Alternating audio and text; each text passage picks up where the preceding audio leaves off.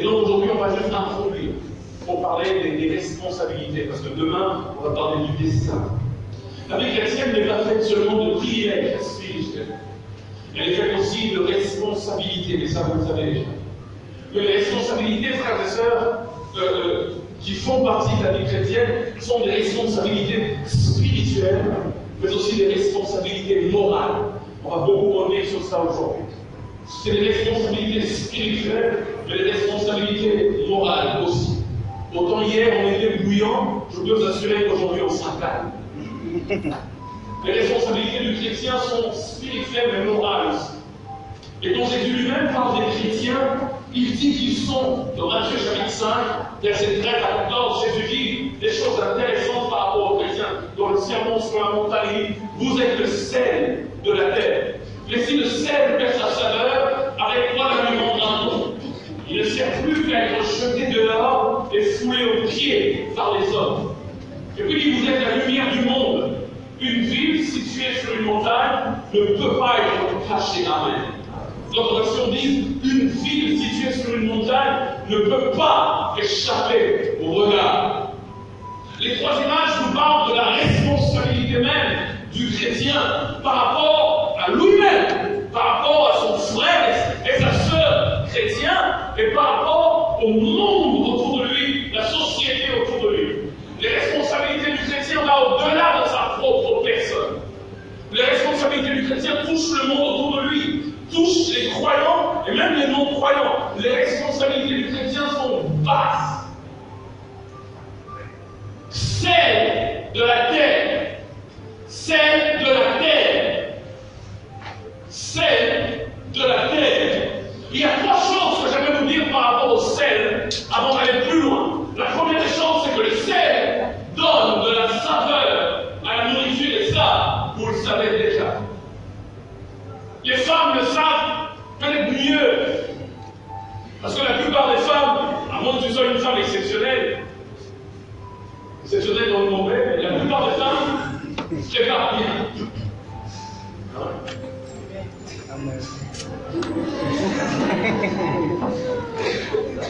Et il y a des têtes j'en connais qui sont exceptionnelles en matière de cuisson. J'ai mangé des plats avec elles que j'avais jamais soupçonné. Un jour, j'arrive dans un restaurant, je vois sur le menu cuisse de grenouille suspendue au plat. Je dis, il faut monter dans le plafond pour manger les cuisses de grenouille là. Mais généralement, une nourriture n'est pas bonne quand il n'y a pas un minimum de sel. Le sel donne la saveur. On n'exagère pas non plus, surtout pour les hypertendus. Mais en général, le sel est important parce qu'il donne de la saveur à la nourriture. Dernièrement, ici, avec elle, j'ai mangé des lentilles. C'était la première fois, et je ne sais pas, peut-être même la dernière fois. Donc, j'ai encore beaucoup de temps à vivre. Mais les autres pays où je vais, c'est rare qu'on sert des lentilles. La première fois que ici, une terre exceptionnelle à préparer des lentilles. Je me disais, oh, ces choses existent vraiment parce que j'ai vu ça dans la Bible, ok. J'ai mangé avec tellement bon que j'ai compris pourquoi les Israéliens avaient vendu son roi les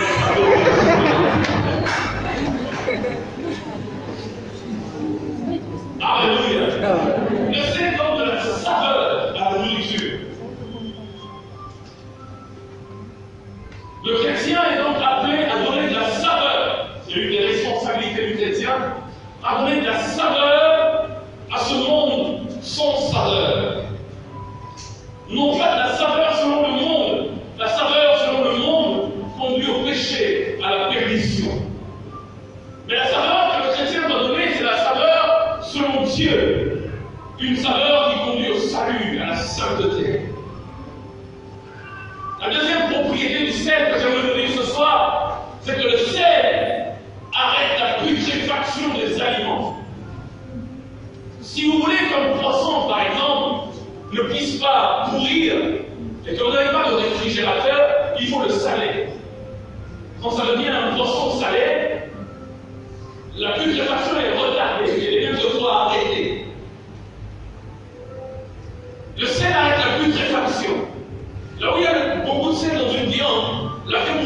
s'évapent rapidement. Et en tant que chrétiens, frères et sœurs, nous sommes le sel, c'est-à-dire qu'il nous faut arrêter la putréfaction. La putréfaction de ce monde. C'est-à-dire là où le chrétien débarque, l'atmosphère peut être assainie.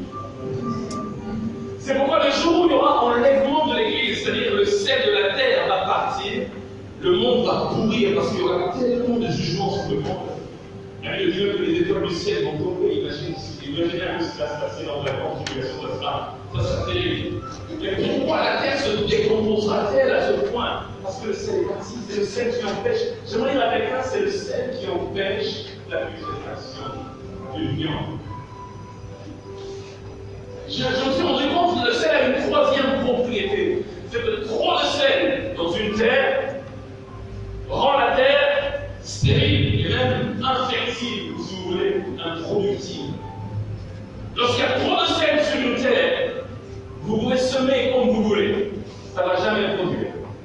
Quand il y a trop de sel sur une terre, la terre est infertile, elle est stérile, improductible. Frères et sœurs, quand le chrétien arrive en un lieu, il va rendre les œuvres des ténèbres stériles et improductibles. Parce que le sel de la terre est là où nous suspendons toute activité démoniaque. Désormais, elles sont stériles et elles sont improductives parce que le sel de la terre est là. Maintenant, le sel de la terre, il y a une autre image que Jésus donne dans ce texte qui nous donne la lumière du monde, verset 14. Il nous donne la lumière du monde. Dans la Bible, lorsque la Bible parle de lumière, généralement, ça veut dire la révélation. Lumière, c'est une image de la révélation. Lumière, c'est aussi une image de la visitation. Et plusieurs autres images. Mais ici, quand Jésus dit vous êtes la lumière du monde, c'est quel message qu'il veut nous faire passer? Vous êtes la lumière, c'est-à-dire que vous êtes censé éclairer le monde. Jésus veut nous dire implicitement que le monde dont nous sommes la lumière vit dans les ténèbres. On n'a pas besoin de lumière quand on n'est pas dans les ténèbres. Quand la lumière vient, les ténèbres sont vont. Si nous sommes la lumière du monde, c'est-à-dire que le monde, déjà par définition, vit dans les ténèbres et il nous faut éclairer. Il nous faut éclairer le monde. Jean chapitre 3, verset 20, il est écrit dans Jean 3, 20, car quiconque fait le mal est la lumière et ne vient point à la lumière, de peur que ses œuvres soient dévoilées. Le texte de Jean 3, 20 nous donne une explication plus profonde de ce que Jésus est en train de dire quand il dit vous êtes la lumière du monde. Parce que le texte de Jean 3, 20, qui est là sur l'écran, rapproche le mal aux ténèbres et il rapproche le bien à la lumière. Et il dit qu'on fait le mal n'aime pas la lumière. Si vous êtes la lumière du monde, ça veut dire vous venez sortir le monde du mal et vous montrer au monde le chemin du bien. Vous êtes la lumière du monde, c'est-à-dire que vous avez la responsabilité, chrétien, de sortir le monde de son mal et de montrer au monde le chemin du bien. Jean chapitre 8, verset 12. Jésus va encore plus loin. La Bible déclare, Jésus leur parla de nouveau. Et il dit quoi? Je suis la lumière du monde. Il a dit à ses disciples qu'ils étaient la lumière du monde, mais il dit en fait, moi, j'ai la même nature que vous. D'ailleurs, vous devez m'imiter parce que moi, je suis la lumière du monde. Alors vous aussi, vous êtes la lumière du monde. Il dit, je suis la lumière du monde. Celui qui me suit ne marchera pas dans les ténèbres, mais il aura quoi? La lumière de la vie. Mais ce qui m'a beaucoup intéressé ici, c'est le contexte. Parce que vous voyez, frères et sœurs, le contexte d'un texte est très important. Dans Jean chapitre 8, à partir du verset 1, on voit une femme surprise en flagrant délit adultère. Plusieurs veulent la lapider à cause de la faute qu'elle a commise. Elle a péché, l'adultère. Elle était mariée, mais elle est allée coucher avec un autre homme. Le péché a emmené cette femme devant Jésus. Elle a été prise par ses accusateurs et on l'a emmenée devant Jésus, exigeant la lapidation selon la loi de Moïse. Après, Jésus dit à cette femme, après le dialogue, comme vous connaissez l'histoire, il dit qui t'a condamné? Il dit personne, il dit moi non plus, je ne condamne pas. Va, mais désormais ne pêche plus. Et c'est après, le verset vient juste après que le verset 12. Jésus leur parle à nouveau, il dit je suis la lumière du monde et celui qui me suit ne marche pas dans les ténèbres. Dans le contexte, contexte, en fait, comme je disais, il vient de sortir une femme adultère de son péché. Ainsi aussi, il y a la lumière. Il veut dire, il y a celui ou celle qui vit de telle sorte qu'une personne perdue dans ses forces sent l'obligation d'abandonner ses mauvaises œuvres et se mettre sur la voie de la sainteté et de la pureté. Le contexte, c'est un contexte de péché. Une femme qui méritait la mort. Et lorsqu'il prêche le problème de la femme, et puis il dit, je suis la lumière du monde, au fait. Ne marchez plus dans les ténèbres, parce que je suis la lumière. Comme pour dire, la lumière là, c'est je suis celui qui marche de telle sorte que les autres qui sont dans le péché, ils voient les bonnes œuvres que je pose. Et ils abandonnent leur force afin de suivre la voie de la sainteté.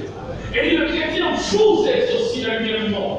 Et si vous êtes la lumière du monde, il vous faut non seulement éviter le péché, mais il vous faut en même temps marcher de telle sorte que plusieurs, en vous voyant, ils se disent, c'est donc aussi que je veux être comme lui.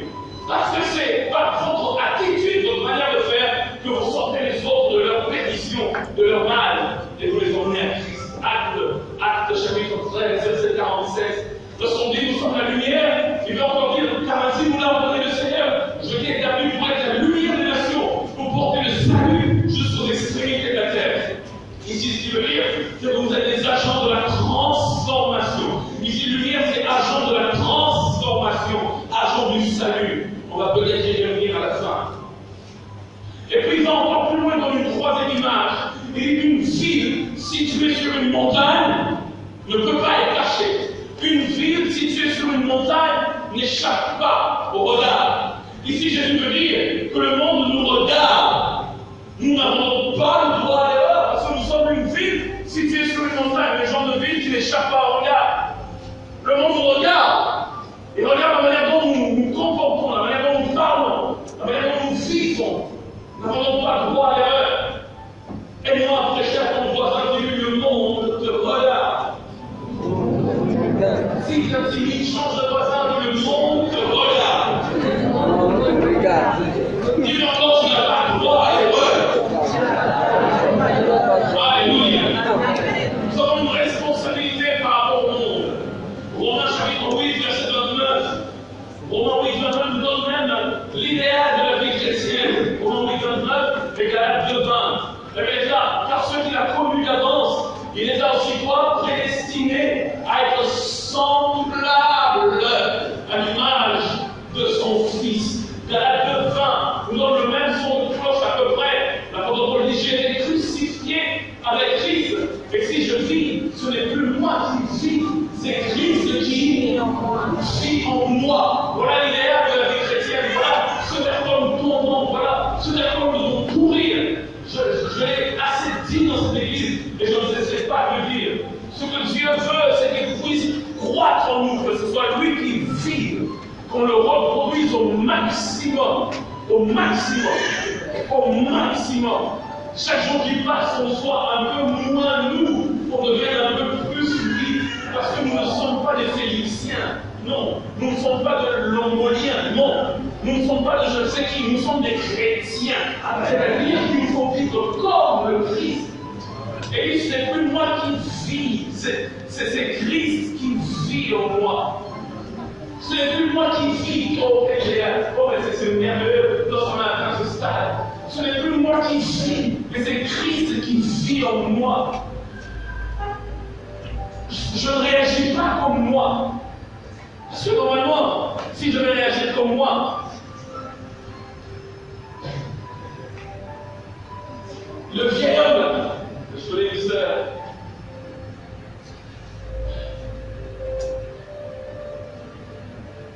on lui fait du mal. Et on regarde la personne. Et fait-il de la croix? On dit, mais monsieur, pourquoi tu ça? Il dit, pasteur, c'est qu'elle est sortie là.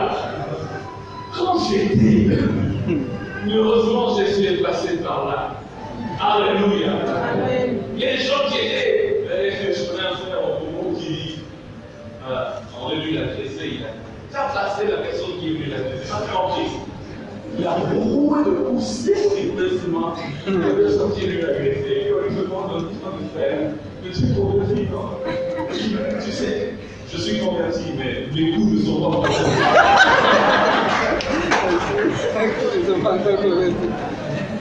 C'est quand même une agression. C'est la c'est une agression. Jésus doit refaire le travail. Mais c'est bien qu'on arrive à ce niveau où ce n'est plus moi qui vis, mais c'est Jésus qui vit en moi. Alléluia. Alléluia. Je connais un frère qui, à l'époque où on servait à l'UPC dans le Cher, dans mon université, donc il est venu à Christ, non pas parce qu'on l'a prêché, mais parce que quelque chose s'est passé un jour.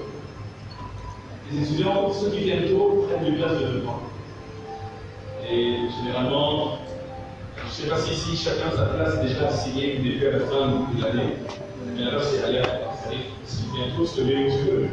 Si tu es plus tard, tu vas te mettre là où il y a encore de la place. Alors, le frère a qui prêchait chaque matin. Chaque matin, et la personne qui se convertirait était un païen à l'époque. Et il vient avec ses notes. Il prêche, il finit, il dépose ses notes. Là où il les s'asseoir sur une chaise, très belle chaise. Ses notes, et tout ça, il met ça là-bas. Et puis il sort, il fait le tour de la concert, comme dans 5 minutes, et puis il dit non, je vais me soulager un peu pour revenir, comme ça je suis. Comme ça je peux y aller ce soir. Et un autre païen, un vrai païen, entre après lui, il prend ses notes. Et tout ce qu'il a parlé, il va au fond de la salle. Mais alors vraiment au fond. Et lorsque le frère il rentre, il se dit non, c'est ce type-là qui sort. Il a senti son prénom dire au nom de lui. Non, mais c'est pas parce que tu es chrétien qu'on doit aussi te traiter de n'importe quelle façon. Il a senti ça commencer à crier, mais il a mis la balle à la tête. Il a laissé mettre au fond, il a suivi les bouches jusqu'à la fin, et il est sorti. À cause de cet acte, depuis ce jour-là, ce frère-là, enfin, le païen devenu frère, a commencé à enseigner les ce type est différent. J'ai eu à faire ça à plusieurs prédicateurs là. On a eu des sérieux accrochages.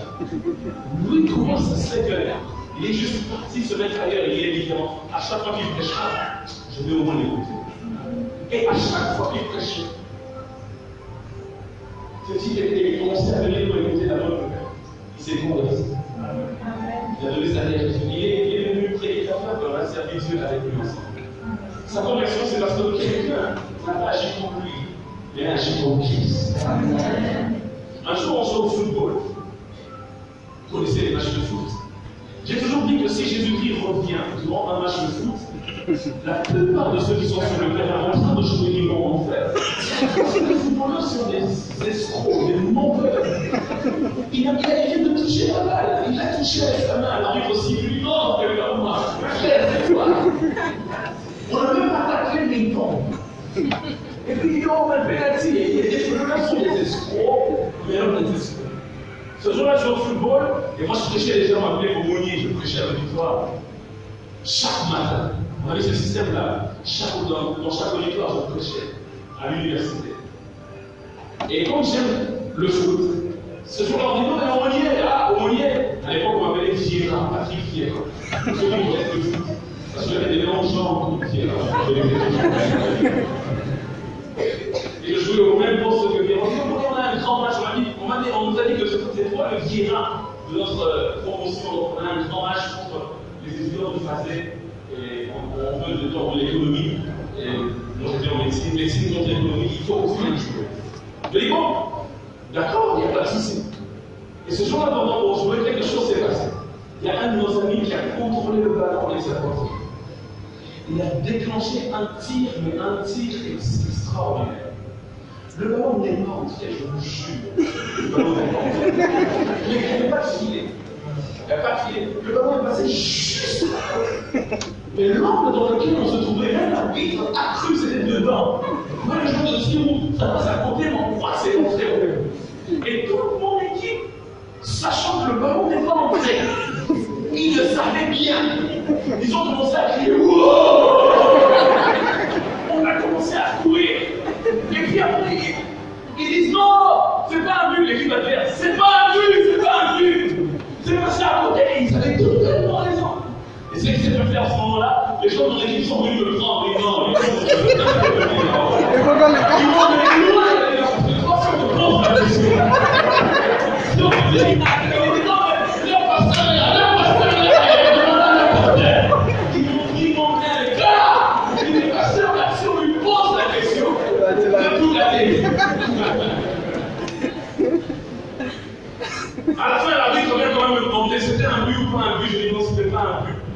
Et on a annulé le résultat du match, on a pu rejouer le match.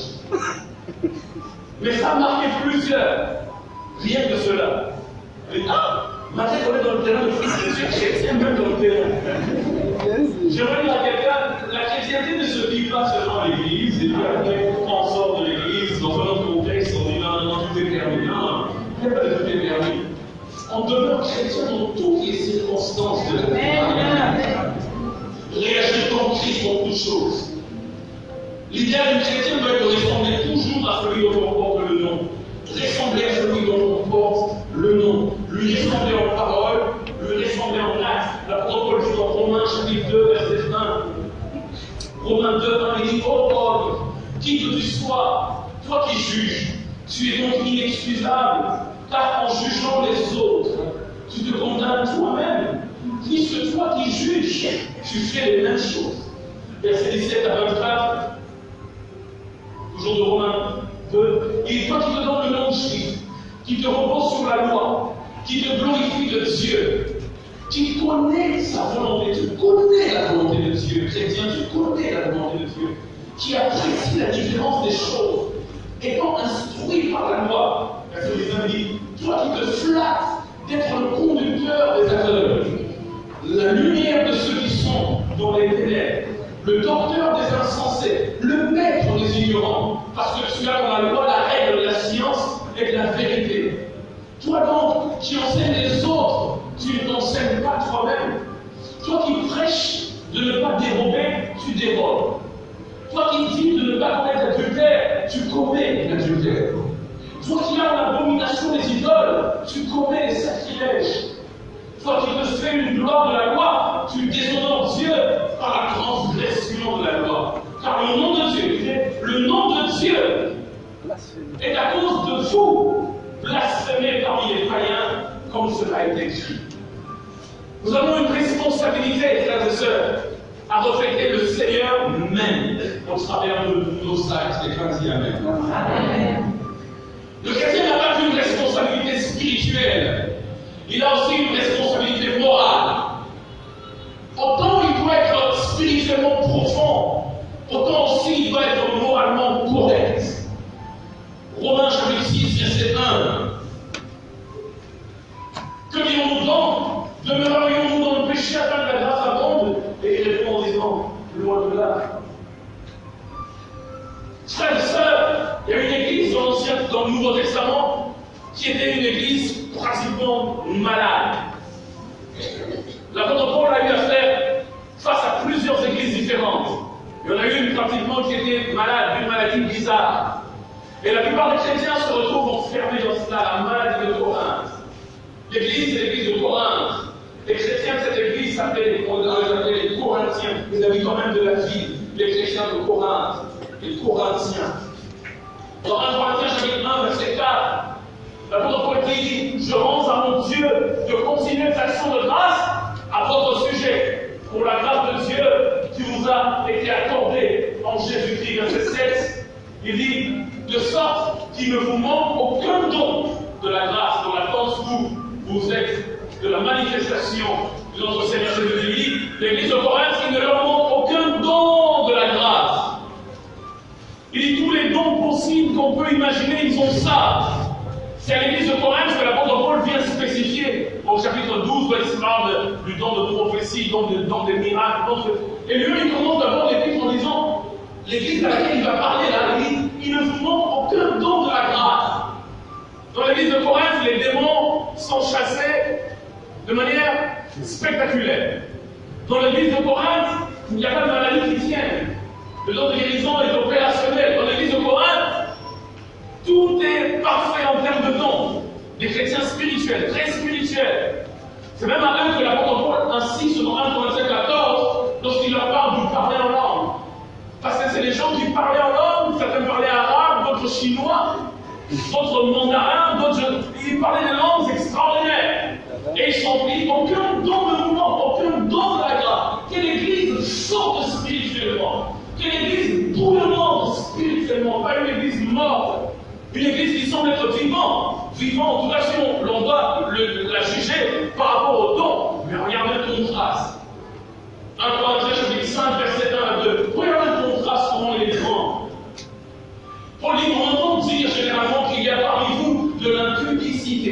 Il y a une impudicité telle qu'elle ne se rencontre même pas chez les païens.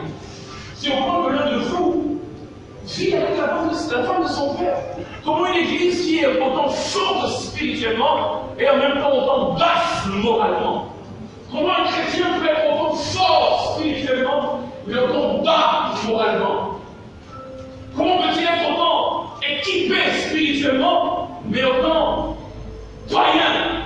Paul dit une impudicité telle qu'elle ne se rencontre même pas chez les païens.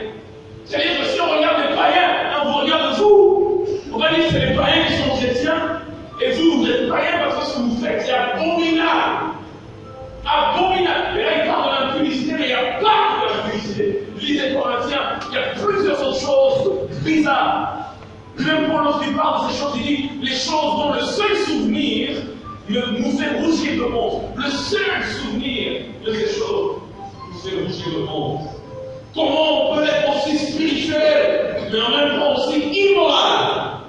Paul ne comprend pas, frères et sœurs, l'évangile que nous prêchons n'est pas un évangile seulement pour faire de nous des hommes spirituels, mais c'est un évangile aussi pour faire de nous des hommes moraux. Alléluia. Et des femmes morales. Je vous ai dit qu'aujourd'hui on ne serait pas très dur. Et les femmes morales, je disais.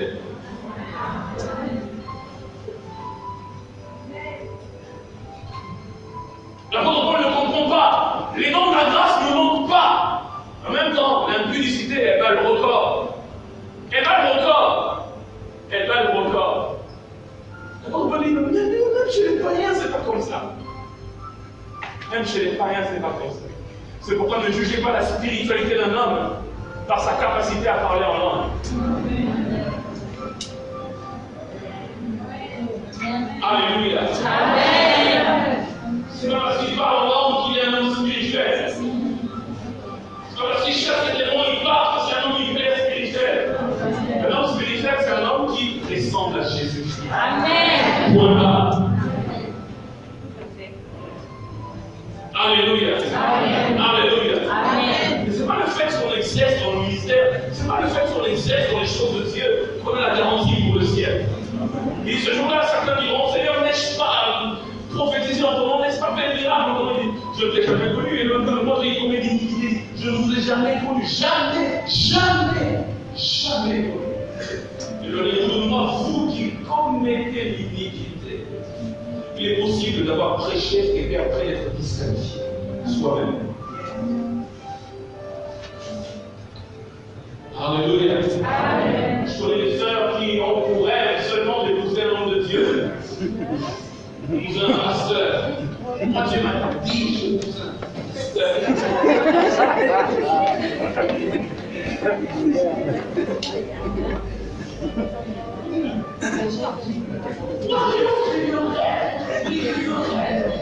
lequel, pasteur?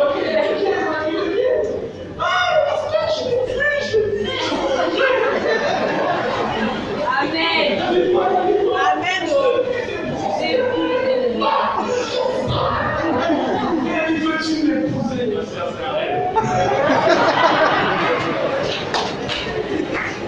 C'est mari de nuit. Et quand on va nous prêcher l'évangile, on dit non, certainement c'est le mari idéal. Vous n'avez aucune idée.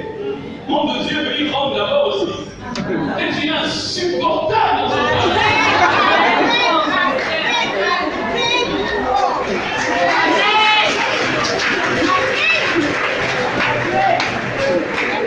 On veut tous être forts et bien forts. Ce couple d'évangélistes qui a évangélisé un peu partout dans le monde. On veut un mariage à la bling bling. On dit que si je suis un peu au ministère, il me faut certainement. J'aimerais dire, si tu tombes sur un bon chrétien, c'est bon, ça te suffit.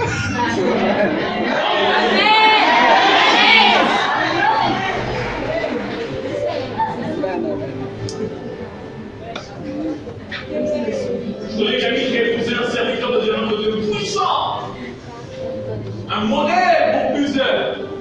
Mais après une année de mariage, je lui pose la question, mais ça va le mariage? Je voulais accepter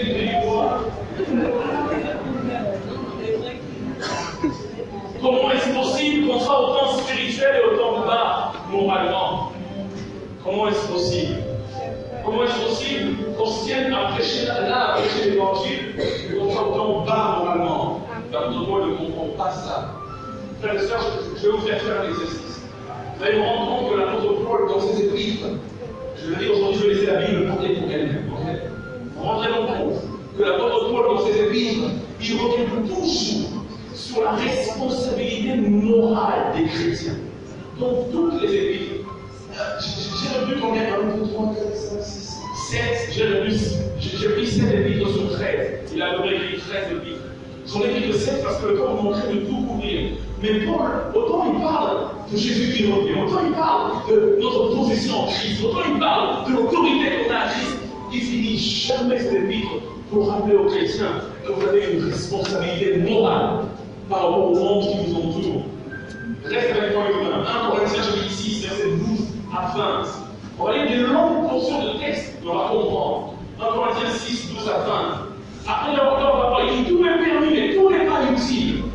Tout m'est permis, mais je ne me laisserai pas asservir par quoi que ce soit. Il a introduit la responsabilité morale. Les aliments sont pour le ventre, et le ventre pour les aliments. Et Dieu les fera l'un comme les autres, mais le corps n'est pas pour l'impudicité. Regarde ton voisin, dis-lui, le corps n'est pas pour l'impudicité. Le corps n'est pas pour l'impudicité.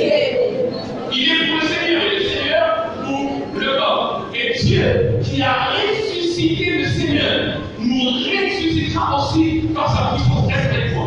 Non, vas-y, je parle au public, restez avec moi. Ne savez-vous pas que le corps sont des membres de Christ?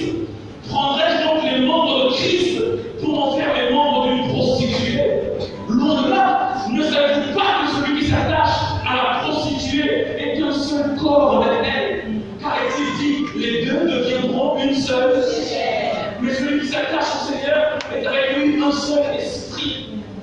Fouillez d'impudicité.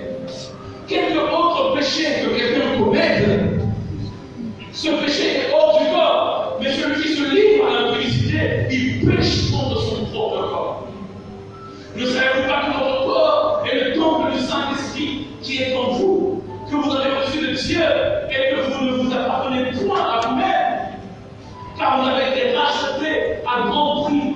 Glorifiez donc Dieu dans votre corps et dans votre esprit qui appartiennent à Dieu.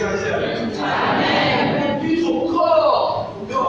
Vous avez donc une responsabilité morale. Ne vous livrez pas à l'impudicité, il est en train de dire là.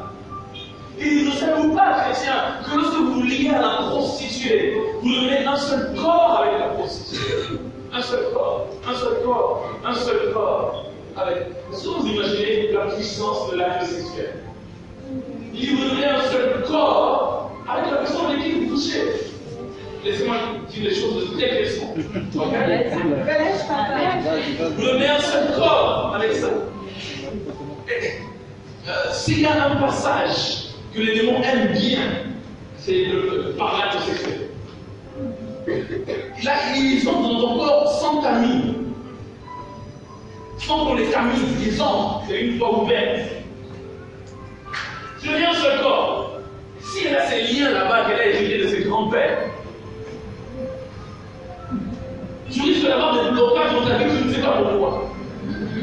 Homme de Dieu, je ne comprends pas. Pourquoi ci? Pourquoi ça? Mais demandez aux gens qui travaillent à la délivrance, ils vous diront des choses. Ils vous diront des choses.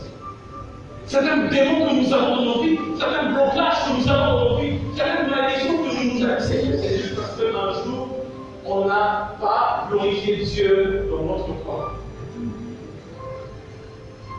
Il dit tout autre péché que vous commettez, c'est extérieur à votre corps. Mais le péché de l'impudicité, celui qui pêche, celui qui commet l'impudicité, il pêche contre votre corps. Ce corps-là est le temple du Saint-Esprit.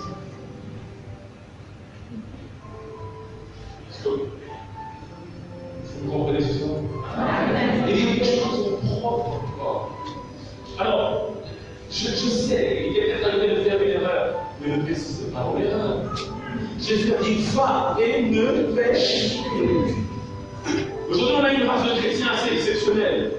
il confesse le matin pour un péché qu'il sait qu'il va commettre le soir. Il fait des confessions anticipatives. Ça, c'est le propre de ma génération. Ah, Seigneur, ce soir, je vais rencontrer Rigobert. Seigneur, pardonne-moi déjà parce que je. Pardonne-moi en avance. Parce que, donc, pour la publicité, là, on ne dit pas de résister. On dit de fuir l'impunité. Alléluia. Alléluia. Amen. Il n'y a pas question d'autorité spirituelle dans la publicité. Non, non, non, il y a question de capacité du cerveau. Il faut fuir. Il faut faire comme Joseph. S'il faut laisser la tunique, je laisse le temps de tout part. Alléluia. J'aimerais dire à quelqu'un, ça finit toujours par payer. Dieu finit par payer ceux qui prennent la décision de vivre dans la pureté. Amen. Alléluia. Amen. 2 Corinthiens chapitre 6 à partir du verset 14. La Bible va encore nous parler par elle-même. Et ne vous mettez pas avec les infidèles sous le joug étranger.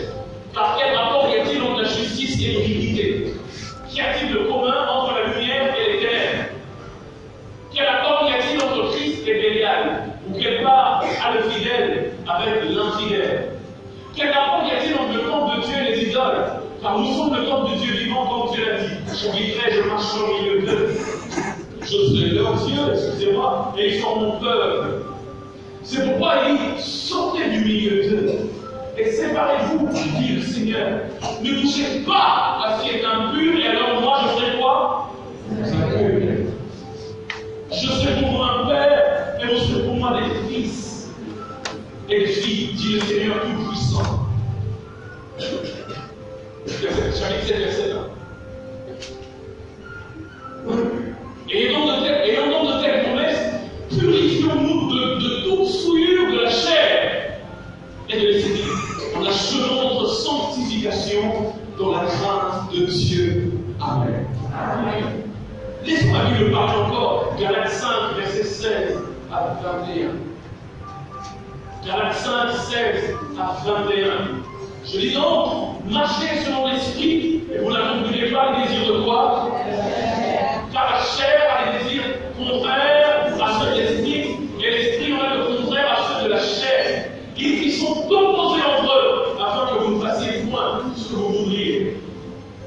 Si vous êtes conduits par l'esprit, vous n'êtes point sous la loi. Or, les œuvres de la chair sont manifestes: l'impudicité, l'impureté, la dissolution, l'idolâtrie, la magie, les inimitiés, les querelles, les jalousies, les animosités, les disputes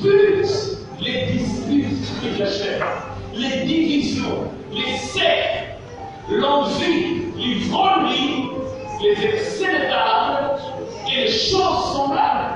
Je vous dis d'avance, comme je l'ai dit déjà, ceux qui commettent de telles choses n'hériteront point le royaume de Dieu. L'apôtre Paul ne finit jamais ses épîtres sans parler de la responsabilité morale que nous avons. Et même dans Éphésiens, il donne le même son de cloche. Éphésiens chapitre 3, versets 17 à 32. Éphésiens 3, 17 à 32. Il dit, en sorte que Christ habite dans vos cœurs par la foi, afin qu'étant enracinés et fondés dans l'amour, vous puissiez comprendre avec tous les saints quelle est la largeur, la longueur, la profondeur et la hauteur. Et connaître l'amour de Christ qui surpasse toute connaissance, en sorte que vous soyez remplis jusqu'à toute la plénitude de Dieu. Or, à celui qui peut faire par la puissance qui agit en nous infiniment au-delà de ce que nous demandons, nous pensons, à lui soit la gloire dans l'Église, en Jésus-Christ dans toutes les générations, au siècle des siècles. Amen. Je crois que j'ai mal noté la réponse. Laissez-moi la retrouver rapidement. C'est Éphésiens 5, pardon, Éphésiens 5. 17 à 32.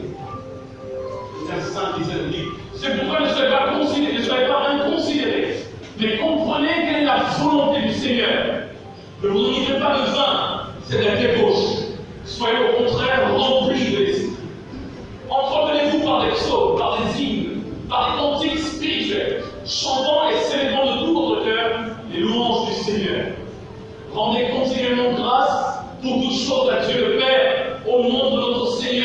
Jésus, vous soumettant les uns aux autres dans la crainte de Christ. Femmes, soyez soumises à vos maris comme au Seigneur, car le mari est le chef de la femme comme Christ est le chef de l'Église qui est son corps et dont il est le sauveur. En de même que l'Église est soumise à Christ, les femmes aussi doivent être à le mari en toutes choses. Marie est une femme comme Christ aime l'Église et s'est livré lui-même pour elle, afin de la sanctifier par la parole, après l'avoir purifiée par le baptême d'eau, afin de faire pareil devant lui cette Église glorieuse, sans tache ni rien de semblable, mais sainte et irrépréhensible. C'est ainsi que les maris doivent aimer leur femme, tant que leur propre celui qui aime sa femme s'aime lui-même. Car jamais personne n'a eu sa propre chair, mais la nourrit, en prend soin, comme Christ le fait pour l'Église. Parce que nous sommes membres de son corps. Verset 31. C'est pourquoi l'homme tout fait. Philippiens chapitre 4, verset 8 à 9. Philippiens 4, 8 à 9. Il dit encore, et donc le même son de cloche. Il dit, pour être frère, que tout ce qui est vrai, que tout ce qui est honorable, que tout ce qui est juste, que tout ce qui est pur, que tout ce qui est aimable, que tout ce qui mérite l'approbation, ce qui est vertueux,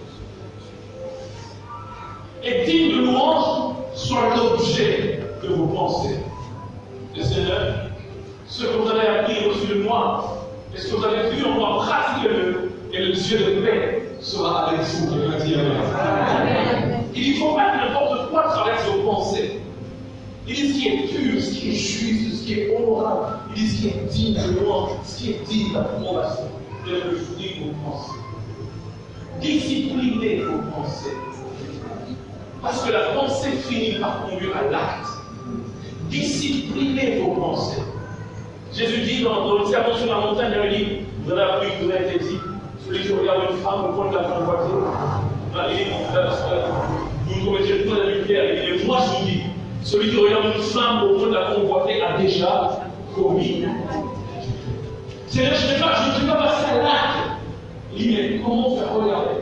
Celui qui regarde une femme au point de la convoiter, il s'est déjà imaginé des choses. Jésus dit, c'est pareil que celui qui est passé à l'acte, c'est pareil. C'est-à-dire, c'est la pensée, c'est pas l'acte. Non, même la pensée, c'est pareil que l'acte. Et disciplinez vos pensées. Disciplinez vos pensées. Colossiens 3, 5 à 10. Colossiens 3, 5 à 10. Il dit, faites donc mourir les membres qui sont sur la terre, l'impudicité, l'impureté, les passions, les mauvais désirs, et la cupidité qui est une idolâtrie. C'est à cause de ces choses que la colère de Dieu vient sur les fils de la rébellion, parmi lesquels vous marchiez autrefois, lorsque vous viviez dans ces péchés. Mais maintenant, renoncez à toutes ces choses, à la colère et à l'animosité. Il dit, renoncez à la colère. Il y a des gens dans l'église qui sont chrétiens, mais la colère, c'est leur point faible. Il dit, renoncez à la colère, à l'animosité, à la méchanceté, à la pureté. Il dit, à la calomnie, aux paroles déshonnêtes qui vont sortir de votre bouche. Ne mentez pas les uns aux autres. Vous êtes en dépouillé du vieil homme et de ses œuvres, verset 10. Et en revêtu l'homme nouveau qui se renouvelle dans la connaissance selon l'image de celui qui l'a créé. Enfin, 1 Thessaloniciens chapitre 4, verset 1 à 8. 1 Thessaloniciens 4, verset 1 à 8. Il dit, au reste, frères, puisque vous avez appris de nous comment vous devez conduire le Père à Dieu, et que c'est là ce que vous faites, nous vous prions et nous vous conjurons au nom du Seigneur Jésus de marcher à cet égard de progrès en progrès.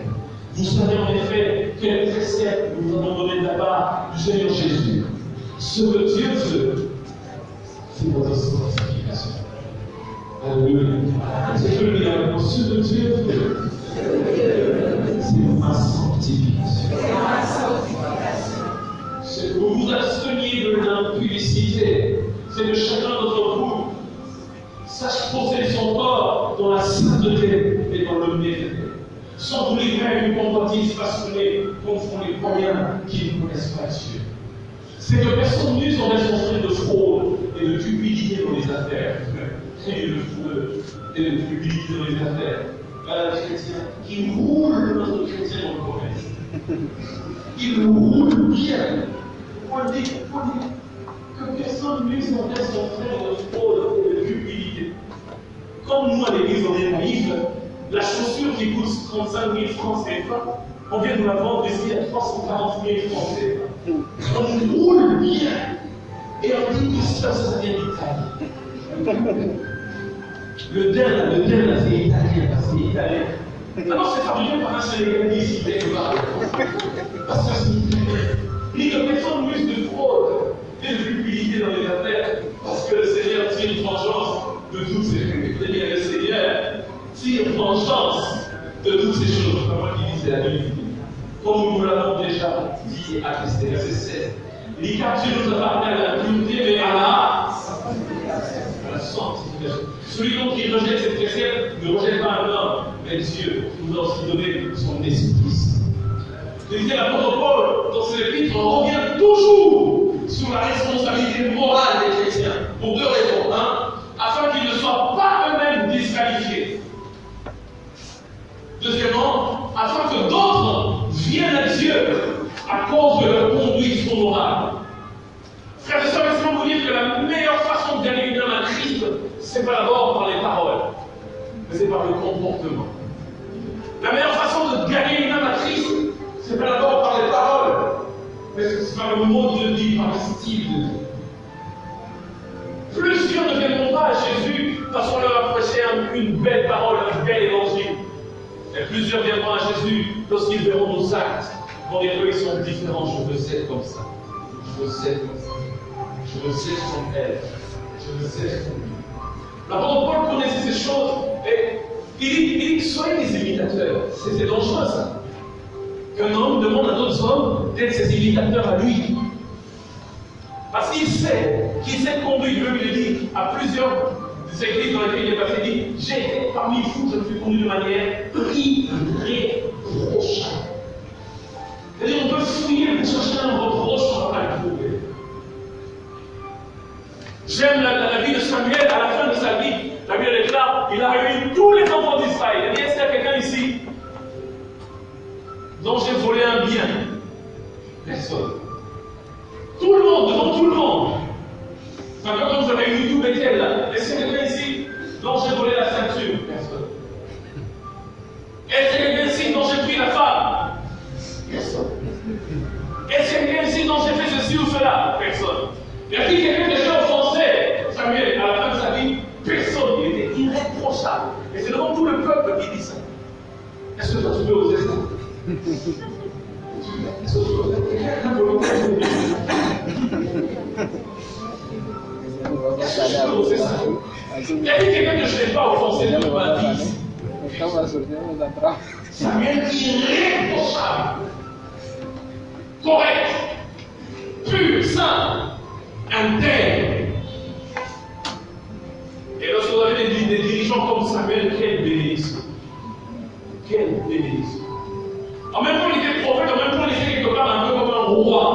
Parce qu'il n'y avait pas de roi qui s'appelait établi, Saül. Parce que c'est lui qui donnait la direction au peuple.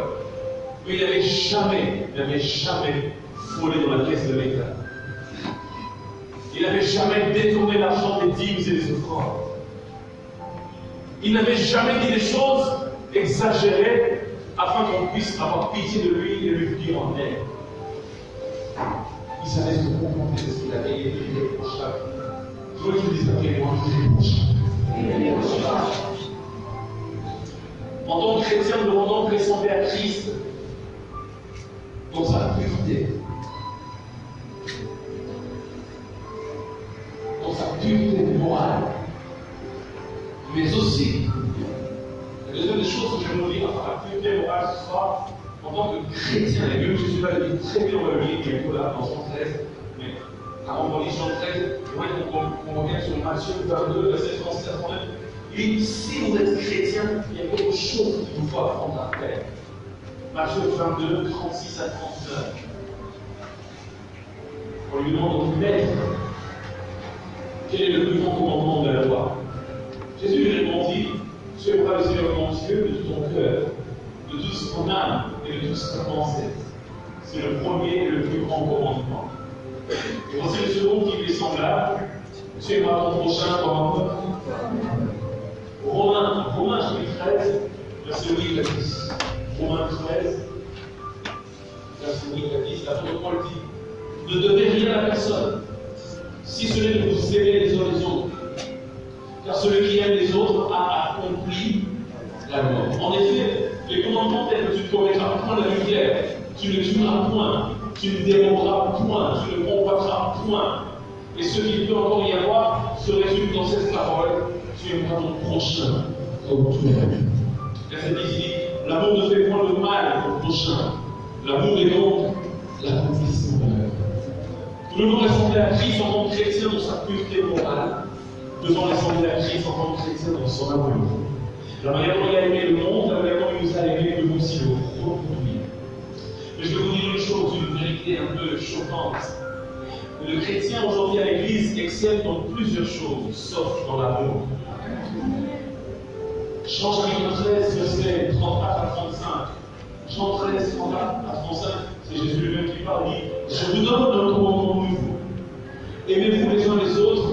Comment? Non, dis-le bien, comment?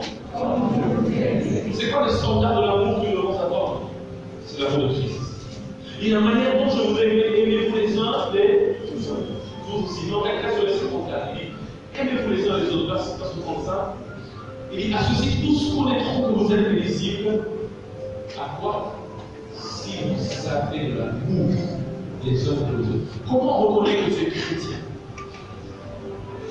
Il dit, si tu as l'amour pour ton prochain. Alléluia. Alléluia. Il dit, à ceci tous reconnaîtront que vous êtes mes disciples.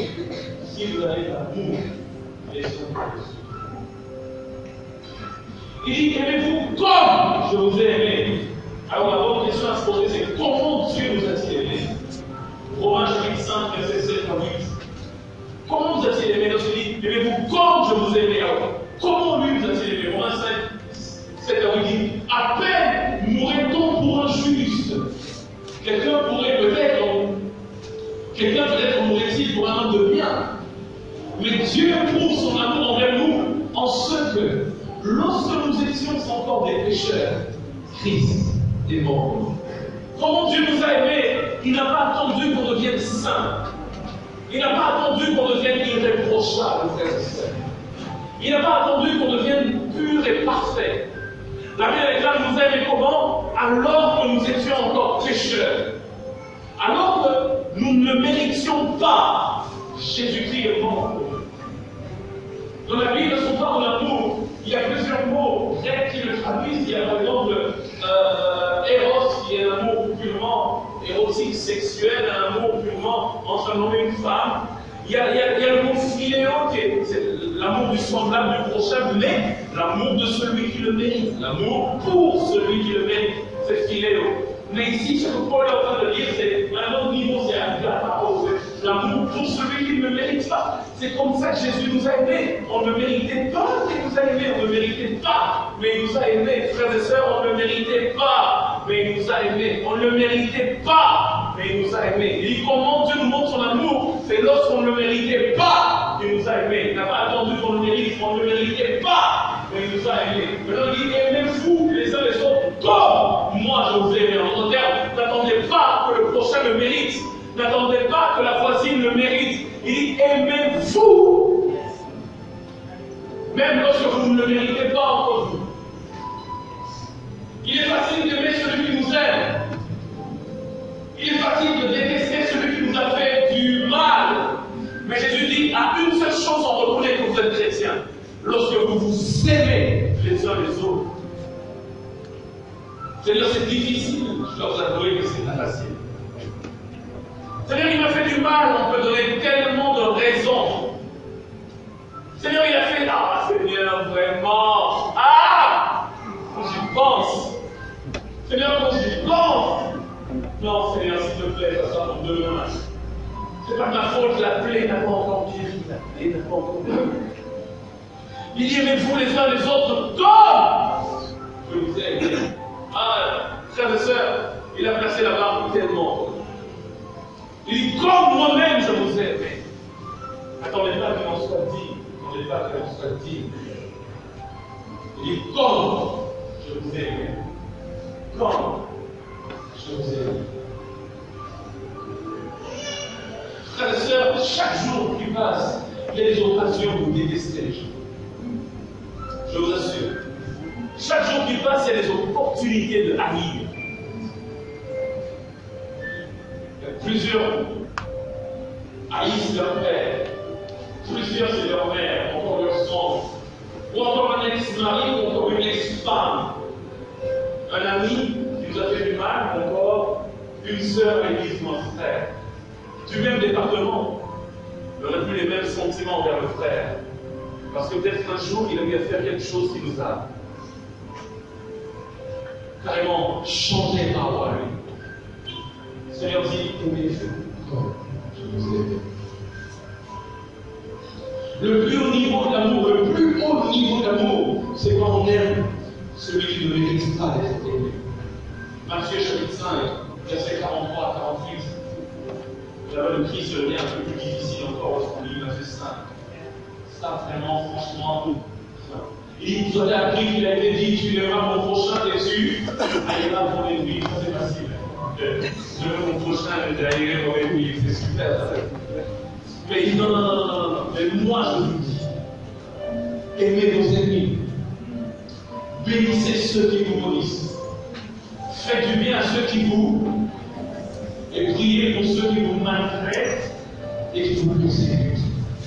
Il dit, afin que vous soyez fils de votre Père. Il dit, quand vous faites ça, alors vous serez vraiment enfant de votre Père qui est aux cieux. Car il fait lever son soleil sur les méchants et sur les bons. Il fait pleuvoir sur les justes et sur les injustes.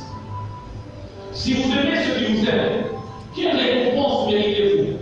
Les païens aussi n'agissent-ils pas de même? Et si vous savez seulement ceux qui vous saluent, que faites-vous d'extraordinaire? Les païens aussi n'agissent-ils pas de même? Soyez donc comme votre Père Céleste est parfait. Soyez donc parfaits, comme votre Père Céleste est parfait. Oh, que c'est élevé. Oh, que c'est grand. Chrétien, Dieu nous attend à cela. Il dit, si vous aimez seulement ceux qui vous aiment, que faites-vous d'extraordinaire? Si vous savez seulement ceux qui vous saluent, que faites-vous d'extraordinaire? Comprenez, le chrétien n'est pas appelé à naviguer dans l'ordinaire. C'est ordinaire d'aimer celui qui t'aime. C'est ordinaire de ne saluer que celui qui le salue.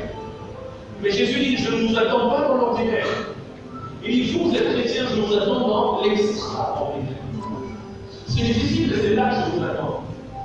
Excusez-moi, mais je suis en train de prêcher. Je ne vous attends pas dans l'ordinaire, je vous attends dans l'extraordinaire. Je vous attends dans ce pas de plus. Je vous attends là. Aimez les amis.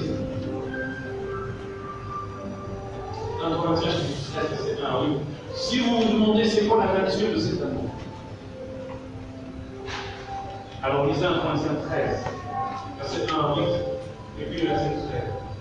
Il dit, quand je parlerai les langues des hommes et des anges, si je n'ai pas l'amour, mais comment on laisse pas de l'amour? Le mot là c'est l'amour. Charité là c'est autre chose. Mais l'amour. Trouvez une version qui parle de l'amour. Voilà. Quand je parlerai les langues des humains et des anges, si je n'ai pas l'amour, je suis une pièce de bronze qui résonne ou une cymbale qui retentit. Il dit, je parle en langue, je lavache jamais les mots sapés. Il dit, mais si je n'ai pas l'amour, c'est du bruit, c'est comme une cymbale qui retentit. Il dit, quand je parlerai les langues des humains et des anges, si je n'ai pas l'amour, je suis comme une pièce de bronze, verset 2. Il dit, quand j'aurai la capacité de prophétiser, il dit même la science de tous les mystères, il dit quoi? Et toute la connaissance, quand j'aurai même toute la foi qui transporte des montagnes, si je n'ai pas l'amour, je ne suis rien. Il dit pas je suis bas, je dois t'en dire, non, je suis rien, je vaux rien. Et malgré mes dons de prophétie extraordinaires, malgré ma connaissance exagérée des Écritures, si je n'ai pas l'amour, je ne suis rien. Même Satan connaît les Écritures. D'ailleurs, il dit à Jésus, il est écrit, n'est-ce pas? Il est écrit. Il connaît ce type-là, il connaît très bien. Mais la différence, c'est l'amour. Alléluia. Parce que Satan, il ne veut pas l'aimer. Quand je distribuerai tous mes biens, et ça m'a toujours intéressé. Même quand je distribuerai tous mes biens, possible de distribuer tous ses biens sans amour. Beaucoup font des bonnes œuvres de charité à gauche à droite, mais sans amour. Parce qu'ils veulent qu'on les voie. Mais ils le font pour eux, pas pour les autres. Et ils pensent distribuer tous mes biens. Comment je peux distribuer tous tes biens sans amour? Il dit, toi-même, je livrerai mon corps pour mon ciel fierté. D'autres personnes disent, toi-même, je livrerai mon corps pour être brûlé en flammes. Si je n'ai pas l'amour, cela ne me sert à rien. L'amour est quoi? L'amour est patient. Dis avec moi, l'amour est patient. L'amour est patient. Dis l'amour est bon. L'amour est bon. L'amour n'a pas de passion jalouse.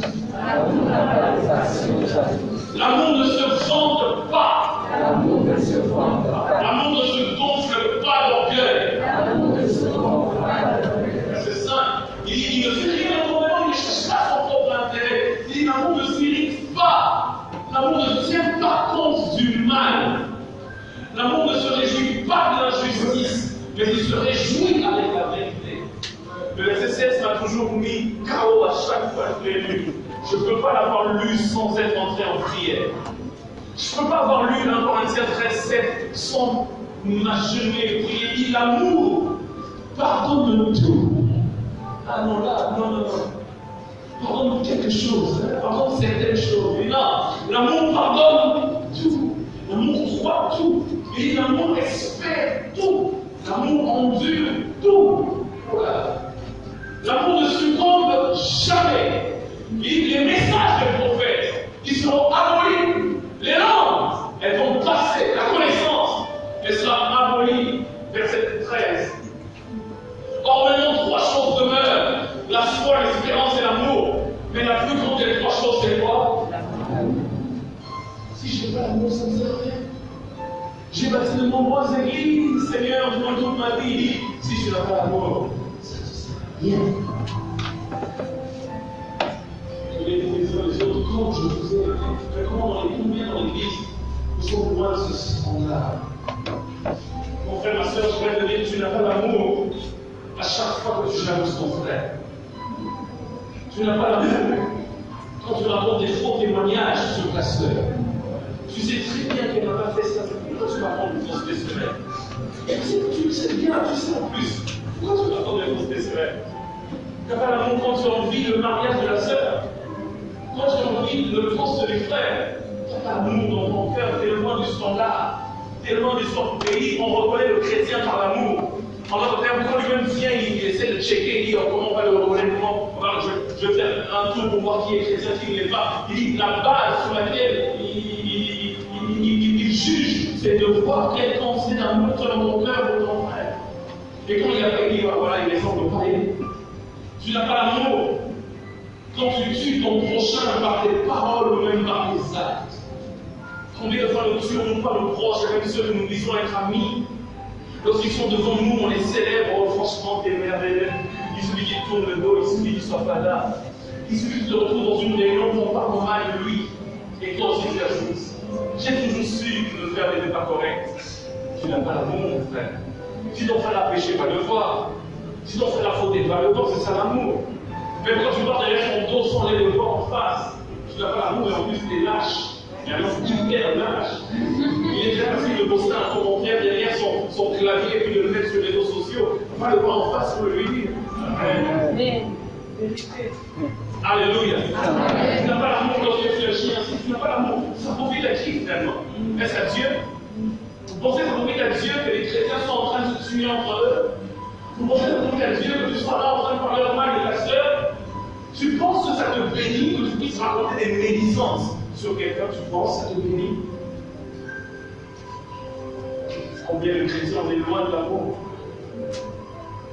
Combien on est loin de l'amour?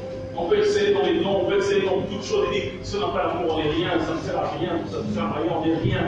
On n'est rien, on n'est rien, on n'est rien. On n'est rien. Je me s'attendais à ce qu'ils disent, on est peut-être quelque chose, on est peut-être. Hein? Voilà, les dons quand même, c'est quelque chose, hein, quand même, hein. Il dit on n'est rien, on n'est rien, on n'est rien. Il donne la priorité, c'est pas le fait que je parle, c'est pas ton parler en langue qui est en question de Dieu. Amen. C'est pas ça qui est en question de Dieu. Quand la belle fois ici, quand tu chantes dimanche à l'église, qui impressionne Dieu, nous on peut être impressionnés, mais Dieu n'est pas impressionné par ça. Dieu regarde au cœur. Dieu ne regarde pas à l'offrande, il regarde à la source d'où ça vient. Il regarde au cœur, il regarde l'état du cœur qui offre. Et il dit, tu n'as pas d'amour, ça ne sert à rien. Ça ne sert vraiment à rien. Ça ne sert vraiment à rien. Tu n'as pas d'amour quand tu refuses de tendre ta main pour relever celui qui est tombé. Mais au contraire, tu préfères l'enfoncer dans son trou. Combien les chrétiens aujourd'hui nous montrons d'amour, même envers ceux qui tombent. Ils n'ont jamais dit qu'ils étaient parfaits. Mais on les enterre, une fois qu'ils tombent, on les enterre, et c'est fini, c'est fini. Ne font rien plus dur que Dieu lui-même. Combien d'hommes de Dieu ne sont-ils pas morts parce que dans leur dénomination, on les a chassés? Comment tu peux suspendre quelqu'un qui a fait au ministère de suspendre pendant 5 ans, pendant 10 ans? Mais c'est vrai, il a fait une erreur. On n'encourage pas ça. Dieu qui est bouchard, c'est un homme de Dieu. Mais le fois que Dieu lui-même a déjà pardonné, on est plus dur que Dieu lui-même. Je suis pour la sanction, je suis pour la discipline, mais que ce soit motivé par l'amour. Que ce ne soit pas juste le fait qu'on l'attendait. Ah, il pensait quoi? Il pensait quoi? Ah, maintenant on l'a eu, hein. Maintenant c'est nous qui allons prendre sa place. Si c'est ça la motivation, on est pire que les païens. On est pire que les païens. Il dit, tu n'as pas l'amour. Ça ne sert à rien de nous prêcher ici, nous mettre tous d'accord et dire, tu n'as pas l'amour. Ça sert à rien.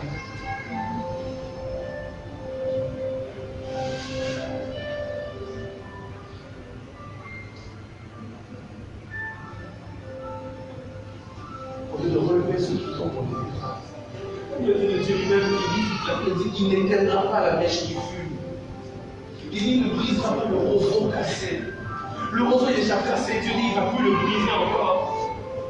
La mèche, et les gens en train de fumer, Dieu dit qu'il ne va pas éteindre. Mais nous, quand on voit quelqu'un qui brillait, commencer à fumer comme une mèche, on porte le coup de grâce.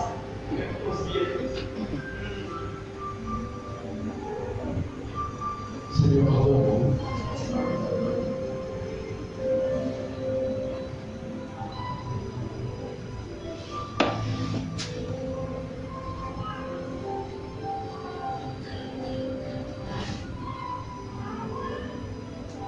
Tu peux pas l'amour quand tu es égoïste alors que ton frère est vraiment dans le besoin.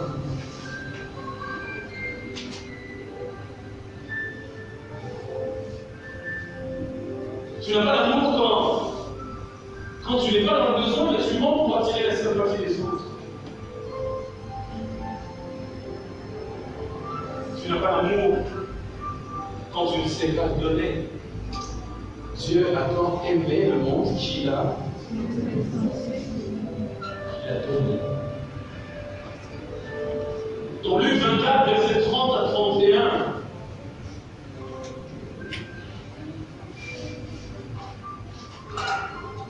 il dit, pendant qu'il était à table avec eux, il prit le pain, et après avoir rendu grâce, il le rompit et le leur donna. Alors leurs yeux s'ouvrirent, et ils le reconnurent, mais il disparut devant eux. Il s'agit de Jésus avec les 2 disciples qui allaient vers Emmaüs. La Bible déclare qu'ils étaient en train de marcher vers Emmaüs, Jésus les a rejoints. La Bible déclare que durant la marche, Jésus a commencé à leur parler. Il a commencé à leur parler. Il leur parlait de Jésus. Jésus leur parlait. Il dit, voilà le Messie là, il est dit de lui dans les Écritures qu'il allait passer par des souffrances, il allait faire ceci, il allait faire cela. Jésus leur parlait, mais ils ne savaient pas que c'était Jésus. Donc est-ce qu'ils ont su que c'était Jésus? Il a pris le pain, il a rompu, il a tourné. Alors on se suspendu avec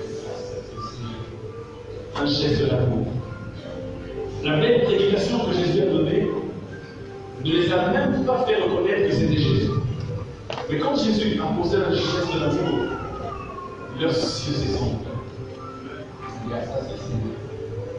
Et quand on a l'amour, on ouvre les yeux des païens afin qu'ils voient le Christ en nous. Alléluia. J'aurais le temps de montrer pour aller plus loin, je vais conclure. Mais avant de conclure, laissez-moi revenir sur le verset 7 de 1 Corinthiens 13. La toute première chose que ça dit. L'amour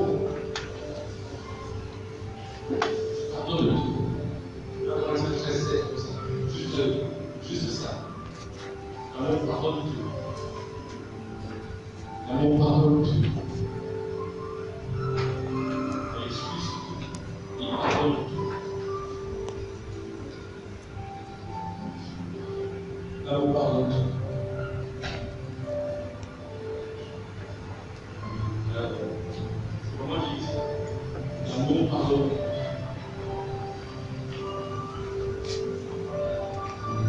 J'essaie de réfléchir par rapport au pardon. Je suis tombé sur ce verset, l'amour pardonne tout. Je me suis rendu compte que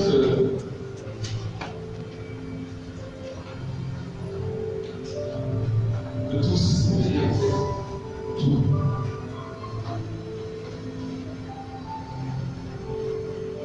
Et je me suis rendu compte, bien aimé dans le Seigneur, qu'il est encore plus difficile, là je parle humainement, hein, il est encore plus difficile de pardonner à quelqu'un lorsqu'on souffre toujours des douleurs de la blessure qui nous a causé.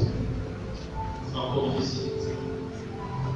J'ai vu 2 personnes dans la Bible qui finalement ont dû pardonner à ceux qui leur ont fait du mal. Il y a plusieurs plus de 2. J'ai vu Joseph. Il pardonne à ses frères. Il pensait qu'ils allaient. Ses frères pensaient que Joseph allait les tuer ou leur rendre l'appareil. Non, c'est bon. Je vous pardonne. La deuxième personne que j'ai dû pardonner, c'est Jésus. Lui aussi dit, l'une de ses dernières paroles dit Père, pardonne-leur, car ils ne savent pas ce qu'ils font, n'est-ce pas? La grande différence c'est entre Joseph et Jésus, et je préfère Jésus, de toute façon c'est clair, il n'y a pas match. La grande différence c'est que Joseph, il est pardonné, il pardonne aux autres, pardon, plusieurs années après. Il a été vendu à l'âge de 17 ans. Et à peu près à 30 ans, ou même plus, lorsqu'il règne sur l'Égypte, il a même eu le temps de faire 2 gosses. L'un d'entre eux s'appelle d'ailleurs Manassé, qui veut dire quoi? L'Éternel m'a fait oublier. C'est-à-dire qu'il a fait comme oublier. La douleur, tu vois, on t'a fait du mal, mais finalement, ce mal t'a conduit dans le bien. Il dit, ah, je vois maintenant. Et on pardonne facilement lorsque ça fait des années. On pardonne facilement quand la douleur est déjà partie. C'est-à-dire, ah, c'est bon, c'est plus grave, je pardonne. Mais Jésus, lui, il est spécial. Il n'a pas pardonné quand il est arrivé au ciel, sur le trône. Joseph a pardonné, il était assis sur le trône, il a compris les mystères de Dieu. Et quand ses frères sont venus, je vous pardonne. Mais Jésus était encore sur la croix. Quand il était pardonneur, il avait encore les clous entre les mains, le sang était en train de gicler dedans. Quand il dit Père pardonneur, c'est à peu près juste montré comme gars, très méchant, et venu avec une longue lance pour percer son côté. Ça fait mal. Il dit Père pardonneur. Il est difficile d'accorder le pardon à quelqu'un lorsqu'on souffre encore des blessures que cette personne te cause. Mais Jésus, notre modèle est parfait. Alors il souffrait encore. Alors dans ces nuits, peut-être, dans tes nuits, quand tu penses encore à ce qu'on t'a fait, tu pleures. La douleur n'est pas encore partie. Mais il dit c'est sur la croix qu'il faut donner le vrai pardon. C'est quand tu souffres encore des douleurs de la croix qu'il faut donner le vrai pardon. Et Père pardon, je sais pas que tu as fait du mal, je sais pas que tu as fait quoi à ta vie. L'amour pardonne tout. Est-ce qu'on peut prier pour la